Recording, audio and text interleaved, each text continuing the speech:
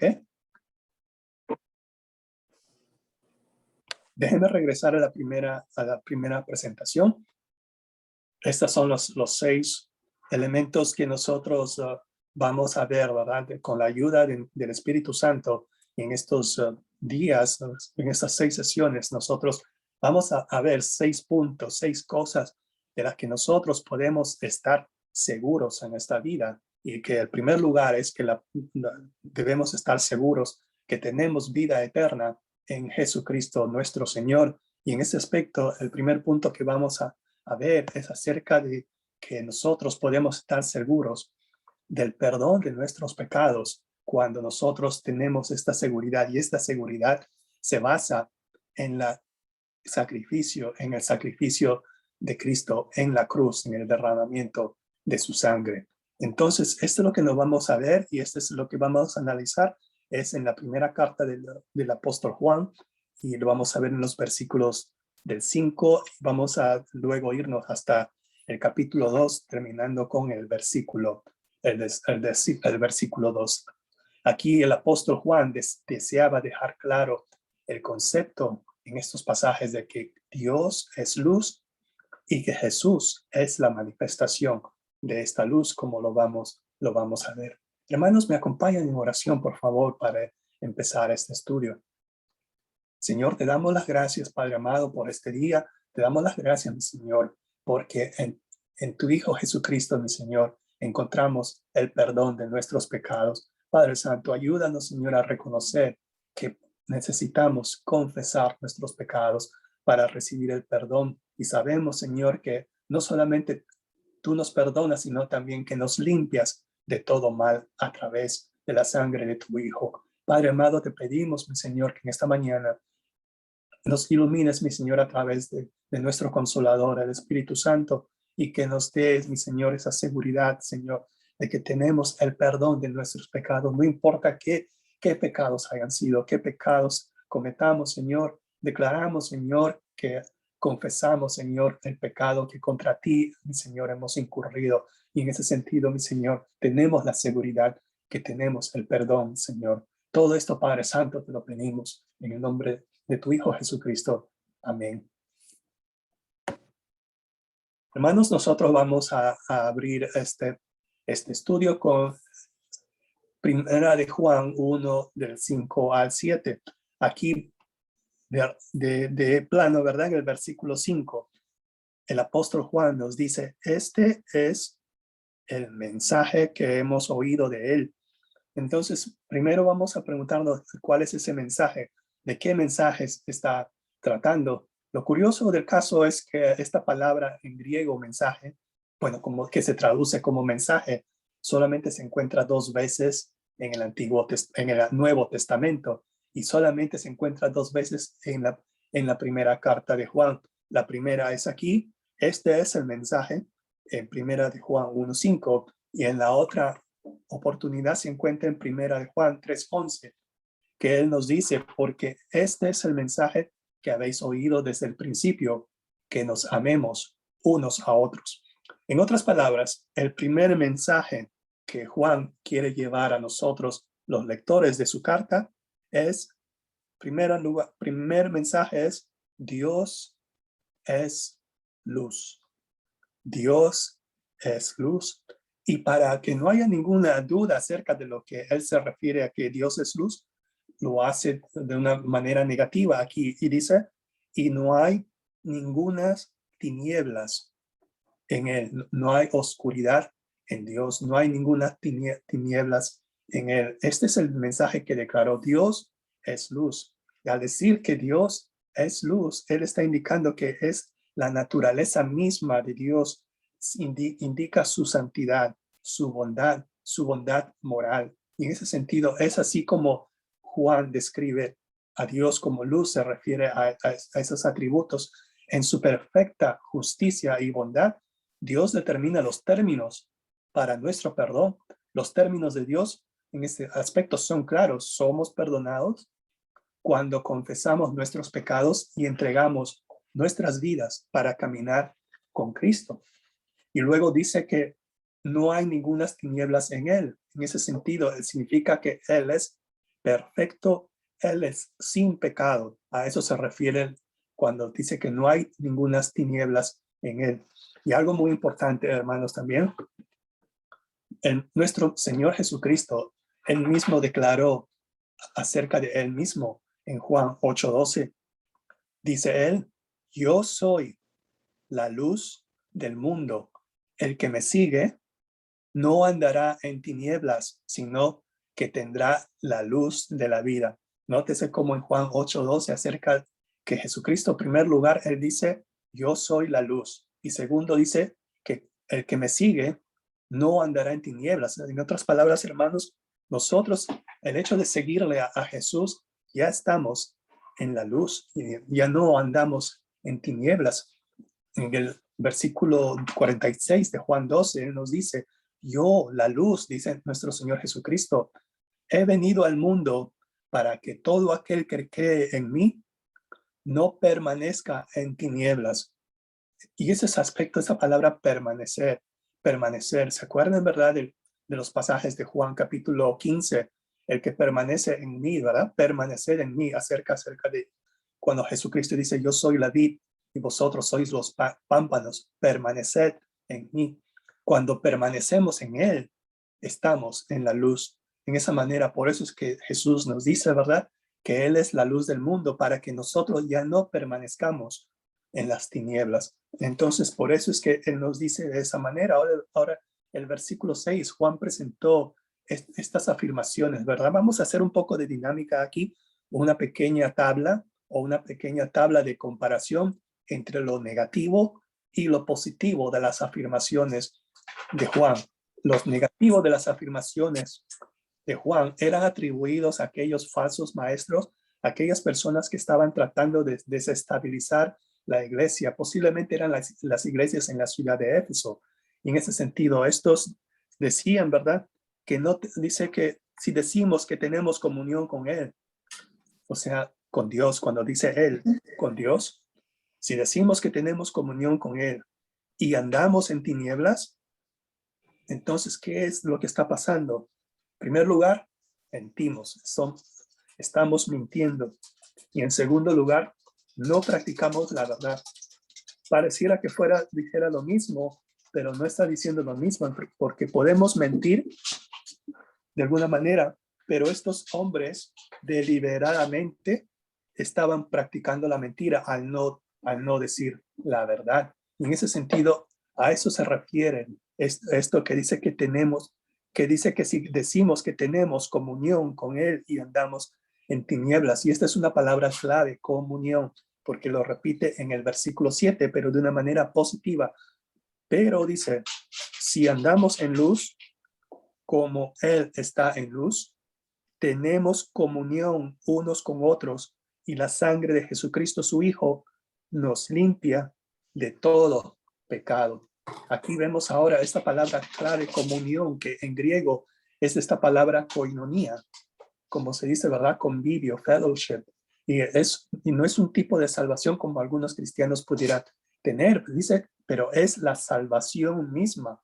Cuando nosotros somos salvos a través de la sangre preciosa de nuestro Señor Jesucristo, nosotros entramos en comunión con Dios el Padre. Se refiere a la salvación misma. Por una parte, enfatiza la unión espiritual y la comunión que tenemos con Dios y con su Hijo. Y ese es un aspecto importante que quisiera que lo veamos en primera de Juan, capítulo 1 y el versículo 3. A ver, déjenme ver. Aquí está. El apóstol Juan, como ya les había dicho, ¿verdad? Era un poquito medio timidón. No quería aludirse a sí mismo, por eso que hablan en plural. Dice, lo que hemos, ¿verdad? En la manera plural. Lo que hemos visto y oído.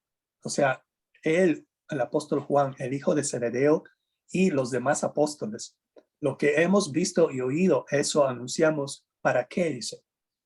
Para que también vosotros, o sea, nosotros, tengáis comunión con nosotros. En otras palabras, nosotros los apóstoles estamos en comunión y también este mensaje anunciamos para que ustedes también estén en comunión con nosotros Y esta comunión conjunta verdaderamente es con el Padre y con su Hijo Jesucristo. Esa es una comunión. El concepto de este versículo es que podemos regresar ahora, ¿verdad? Al versículo 6 y 7. A veces pensamos que el concepto de este versículo es que algunas personas dicen tener comunión con Dios o creen conocer a Dios, pero en realidad no es así, porque si no hay comunión con Dios ni con Jesucristo, no podemos decir que somos salvos. Cuando nosotros somos salvos, entramos ahora en comunión con Él. Por eso el versículo 7 dice, pero si andamos como Él está en luz, entonces sí tenemos esta comunión unos con otros, o sea, entre cristianos. Y la sangre de Jesucristo, su Hijo, nos limpia de todo pecado. Y esto es algo también muy grande, porque hermanos, a veces nosotros vemos en medios sociales, ¿verdad? La sangre de Jesucristo tiene poder. La sangre de Jesucristo tiene poder, pero está incompleto, ¿verdad? A veces yo quisiera responder, pero me abstengo, ¿verdad? No quiero entrar. Lo último que quisiera hacer es entrar en debate abierto en las redes sociales. La sangre de Jesucristo, sí, hermanos, tiene poder, pero debemos completar la frase. La sangre de Jesucristo tiene el poder para limpiarnos de todo pecado. La sangre de Jesucristo tiene el poder de haber sido comprados. Hemos sido comprados por un precio, y un precio que es un precio que no podemos nosotros poder pagar para el perdón de nuestros pecados. Es por eso que este estudio somos perdonados cuando nosotros confesamos nuestro pecado. Y esto es algo, ¿por qué? Por la preciosa sangre de nuestro Señor Jesucristo. Y en ese sentido, la sangre de Jesús limpia a los creyentes de solamente algunos pecados, no, de todo. Amén, hermana, muchas gracias. De todo pecado, hermanos, grábese bien esto, de todo pecado, hermanos, hermanas. Le repito, disculpen, nos limpia de todo pecado. Somos perdonados cuando pasamos de las tinieblas a la luz. Y esta es alguna de las cosas que nosotros podemos entender acerca de estas imágenes de la luz y las tinieblas que nosotros estamos viendo en estos versículos. Es para hacer un contraste entre caminar en las tinieblas y caminar en la luz. Y en ese sentido, ahora el otro contraste que el apóstol Juan nos mostró en esta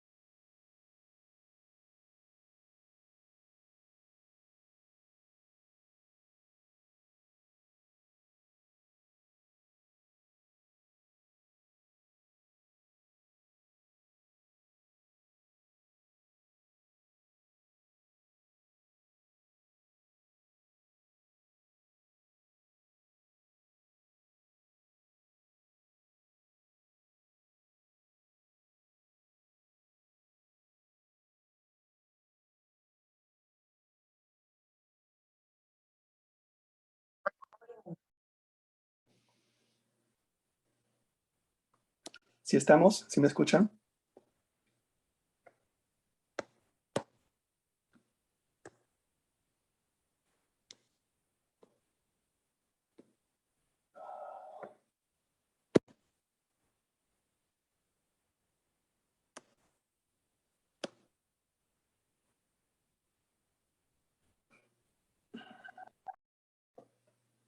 ¿Sí me escuchan?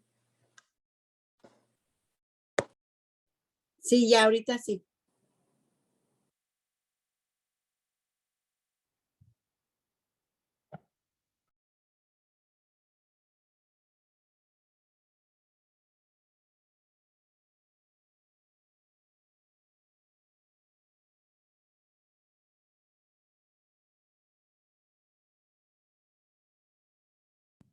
Ya no.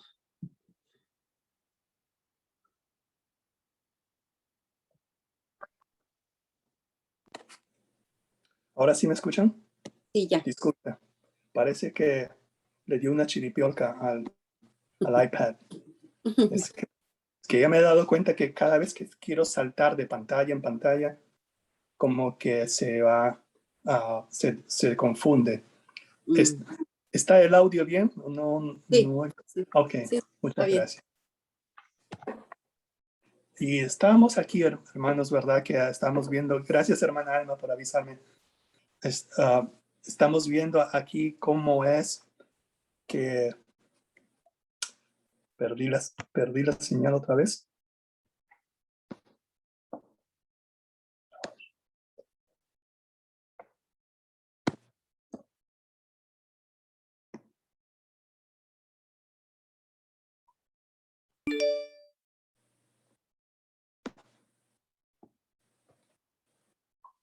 Ok, ¿sí me escuchan? Ok, gracias.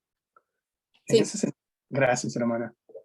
Estábamos aquí, ¿verdad? Un pequeño paréntesis que decimos, ¿verdad? Que estamos engañándonos a nosotros mismos y decimos que no tenemos pecado, como vemos en el versículo 8.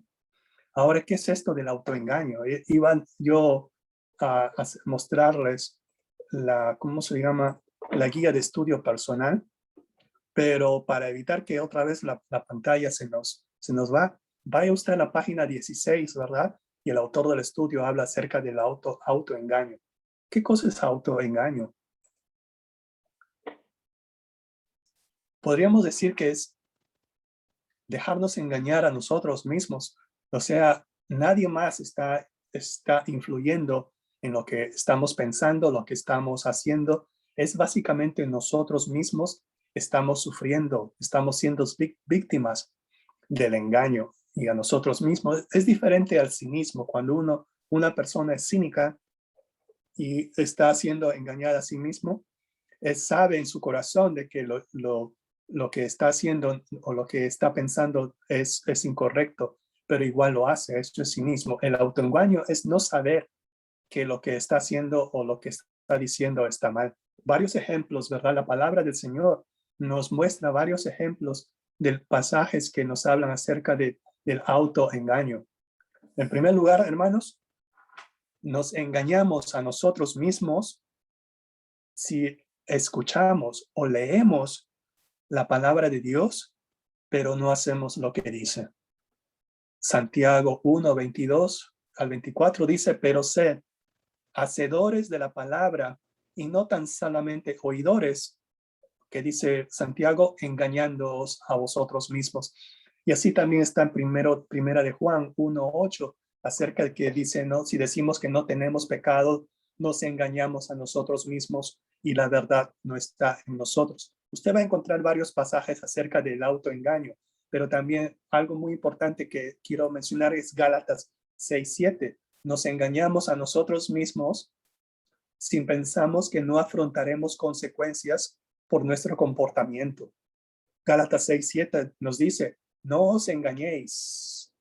Dios no puede ser burlado, pues todo lo que el hombre sembrare, eso también segará. Si después de la clase yo les voy a pasar esta lista de versículos por el WhatsApp si usted quisiera tenerlo luego, ¿verdad? En este caso mejor vayamos a lo que continuar el el estudio de lo que estamos programado para el día de hoy. Cuando Jesucristo dice confesar, ¿verdad? Cuando Juan dice confesar, básicamente significa decir lo mismo. Dicho de otra manera, confesar significa estar de acuerdo. Debemos estar de acuerdo con Dios acerca de nuestro pecado, nuestra falta de la marca de justicia de Dios. Según la palabra de Dios, el requisito previo para el perdón es primero la confesión. Cuando estamos de acuerdo con Dios acerca de nuestro pecado, reconocemos en ese sentido que Dios es fiel y justo. Cuando reconocemos que estamos en error, cuando confesamos nuestro pecado, reconocemos que Dios es fiel y justo, como dice el versículo 9. Estas dos palabras tienen un significado similar, y eso significa que cuando decimos que Dios es fiel, significa que Dios es creíble, que Dios es confiable. Cuando Dios siempre es fiel a su naturaleza y a su carácter. Y la palabra traducida como justo significa que Él es santo, Él es recto. Estas palabras expresan el carácter y la naturaleza del Dios mismo. Juan especificó una actividad que refleja la fidelidad y justicia de Dios. ¿Cuál es qué cosa refleja la fidelidad y justicia de Dios?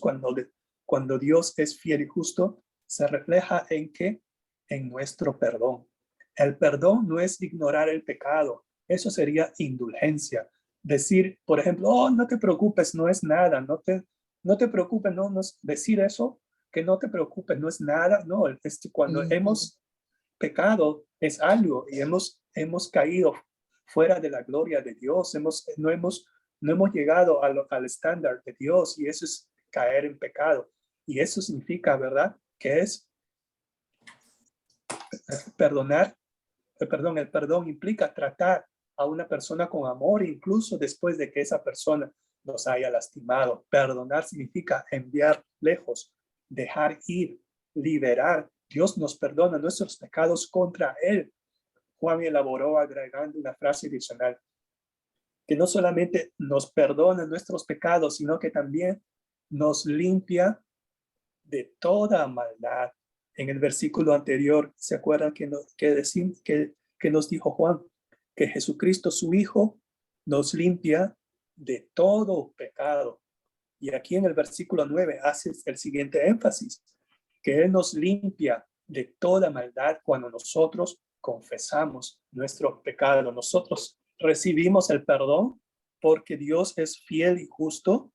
Y segundo, la sangre de Jesucristo nos limpia de toda maldad. El versículo 10 pareciera decir algo similar al versículo 8, pero nótese que el versículo 8 dice, si decimos que no tenemos pecado, o sea, está hablando en tiempo presente. En el versículo 10 dice, si decimos que no hemos pecado, o sea, está hablando en tiempo pasado. Así es, hermanos. Si decimos que no tenemos pecado, en el versículo 8 hay una consecuencia, ¿verdad? Nos engañamos a nosotros mismos y la verdad no está en nosotros. Eso es malo, hermanos. Pero al decir que nosotros nunca hemos pecado, es algo peor que decir que no tenemos pecado. Al decir que nunca hemos pecado, le hacemos a Dios mentiroso y peor aún, su palabra no está en nosotros. Eso es importante, hermanos, porque esto es lo que vamos a ver en el siguiente pasaje, en el siguiente versículos, porque esto lo va a hacer el apóstol Juan, lo va a hacer de una manera que lo va a hacer como contraste. El versículo 1 del capítulo 2 dice, hijitos míos, estas cosas os escribo. Dice, para que ya no pequéis, ya déjense, ya no pequéis, ya no pequen. Y esto lo hace, ¿verdad? Como un contraste al versículo 10 del capítulo anterior, porque si ellos dicen que no hemos pecado, entonces le hacemos a Dios mentiroso y su palabra no está en nosotros. Así que Él nos exhorta, Él nos dice, ya no pequéis, ya no pequéis. Pero si habéis pecado, si habéis pecado, dice, abogado tenemos para con el Padre. ¿A quién tenemos como abogado? ¿A quién tenemos a quien esté abogando por nuestro caso? Tenemos a Jesucristo, que Él es justo, Él es fiel, Él es justo. Y esta palabra abogado es otra palabra dentro del Nuevo Testamento que habla acerca de alguien que está llamado a acompañar a otro. A eso se refiere la palabra abogado. Se refiere a alguien que dice que tenemos que, dice verdad, que es un intercesor, es un exhortador, es un consejero, es un consolador. Ya sabe qué palabra se refiere a abogado en la palabra griega, ¿verdad? Que si usted lo ha escuchado anteriormente, es paracletos. Paracletos, ¿verdad? Que significa el consolador, el intercesor, el que está llamado a acompañarnos. Y eso precisamente es lo que se conoce con el Espíritu Santo.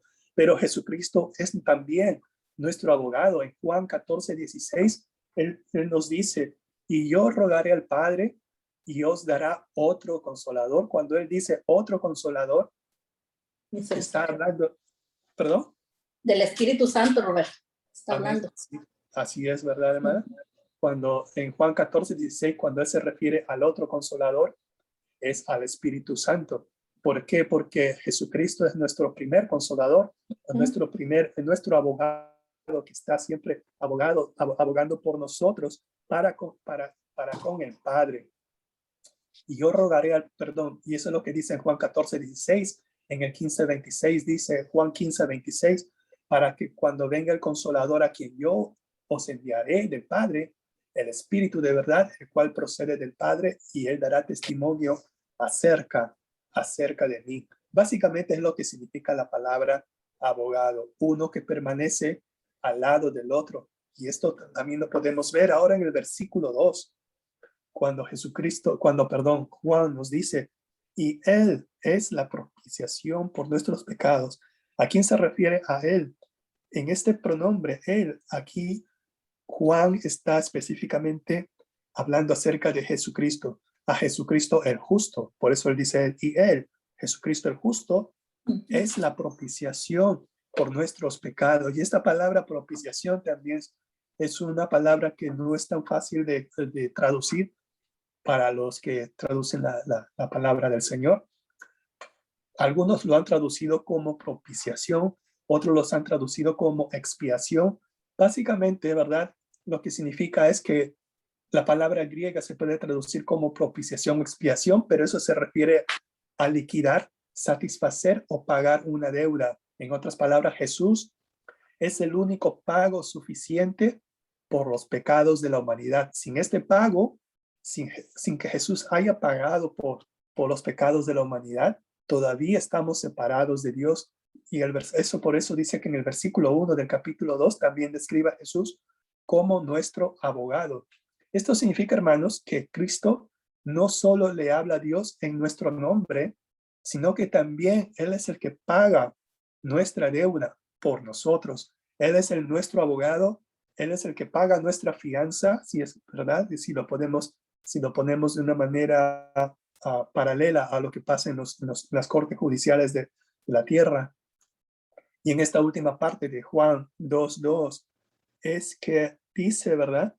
Sino que no solamente por los pecados nuestros, sino por los pecados de todo el mundo.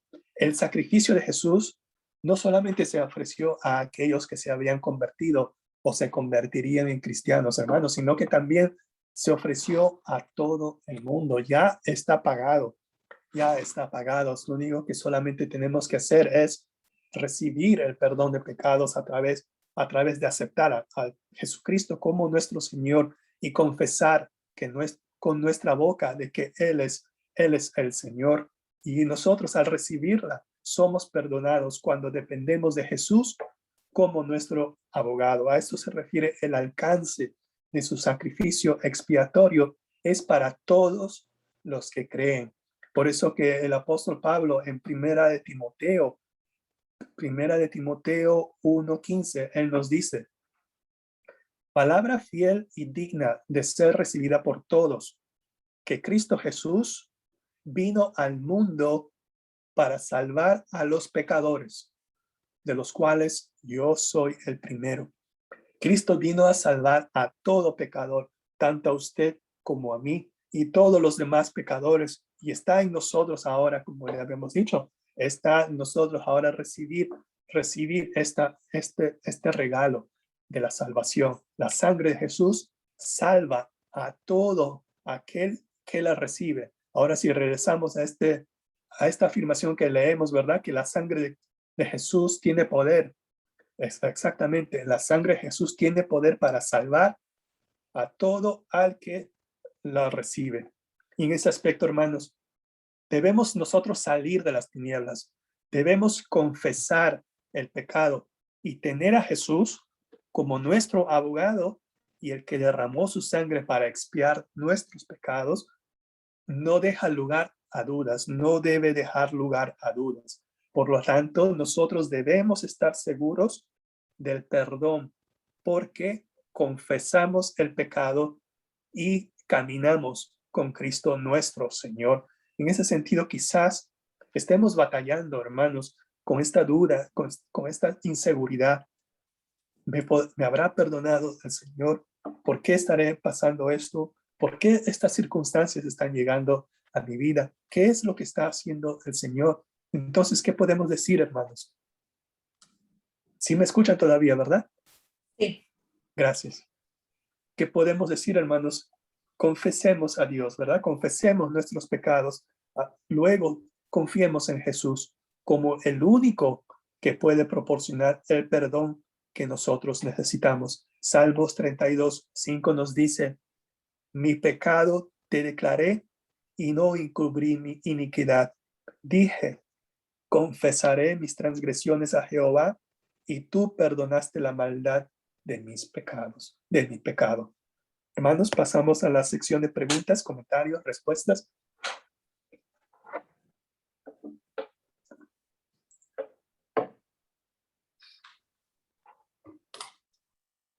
Roberto, no es de la pregunta, es de lo que estaba diciendo ahorita, Roberto, que dice que a veces entramos en la duda que si Dios me habrá perdonado cuando estamos pasando por alguna situación. Lo que debemos de hacer es que Dios nos ha perdonado, pero no porque estemos pasando por situaciones debe de entrar esa duda. A veces la palabra de Dios dice que las cosas vienen, las situaciones vienen a veces para que se manifieste la gloria de Dios. No es porque no nos ha perdonado. Dios nos ha perdonado. Amén, hermana. Muchas gracias.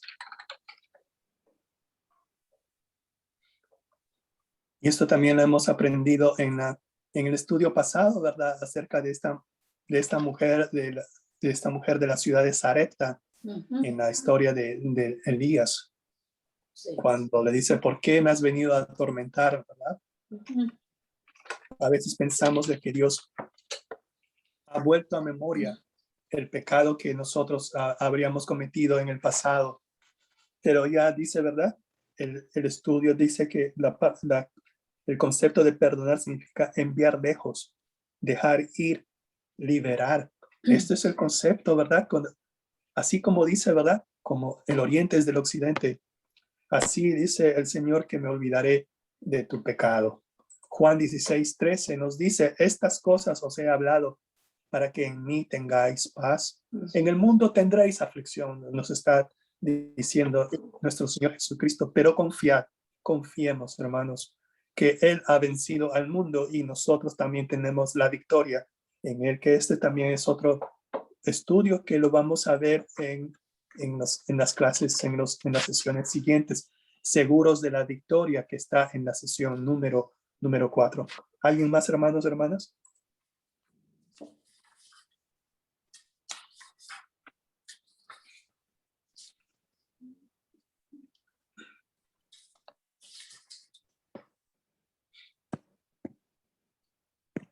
Pasemos a la sección entonces de, ¿cómo se llama? De peticiones de oración, agradecimientos o saludos, ¿verdad? Sí. Sí, Roberto, yo doy gracias a Dios por las bendiciones recibidas en la familia, por el cuidado y la protección que ha tenido siempre con nosotros. También doy gracias a Dios por a cada día por usted, para que Dios le siga dando esa sabiduría que solamente viene de Él para traernos el estudio cada domingo, y que Dios le siga dando la salud que usted necesita para seguir adelante. Y también por las hermanos que han perdido ser querido, que Dios esté con él y les dé la fortaleza para seguir adelante. Gracias, hermana. Uh-huh. Oremos por los hermanos que han salido fuera de la ciudad. También. Labor Day, y oremos también por su pronto regreso también, ¿verdad? Y que pasen un buen tiempo en unión de sus familias y seres queridos. Uh-huh. ¿Alguien más, hermanos, hermanas, para, si no, terminar el estudio con una oración? ¿No? ¿Sí? ¿Me acompañan en oración, por favor, entonces? Señor Padre amado, gracias, Señor, por un día más de vida. Señor, gracias, Señor, porque siempre, Señor, estás con nosotros, Padre amado. Ayúdanos, mi Señora, que si nuestro corazón, nuestra mente nos embarga de las dudas, Padre Santo, ayúdanos, mi Señor, ayúdanos con nuestra poca fe, Señor. Ayúdanos, mi Señor, que también estemos convencidos que aún así nuestra fe sea como de un grano de mostaza. Nosotros también podemos decir a esta montaña que se mueva y se moverá. Todo, Señor, porque tú eres bueno, Padre amado. Gracias, Señor, por la sangre derramada por tu Hijo en la cruz para el perdón de nuestros pecados, para que a tu lado, Señor, nosotros también tengamos vida eterna. Asimismo, Padre, en ese sentido, te pedimos, mi Señor, por aquellos hermanos, por aquellos seres queridos, mi Señor, que han perdido a sus familiares, mi Señor, por cualquier tipo de razón, Señor. Está con ellos, mi Señor, estemos con ellos, Padre amado, y danos, mi Señor, siempre el consuelo, mi Señor, que solamente recibimos de ti, y la esperanza, mi Señor, la esperanza viva, Padre amado, de que si ellos también murieron conociéndote a ti, mi Señor, y creyendo en ti, mi Señor, ellos también tienen la vida eterna de manera conjunta con nosotros, mi Señor, que estamos esperando, mi Señor, o bien tu segunda venida de nuestro Señor Jesucristo, o que también nos reunamos con ellos, mi Señor, en un futuro.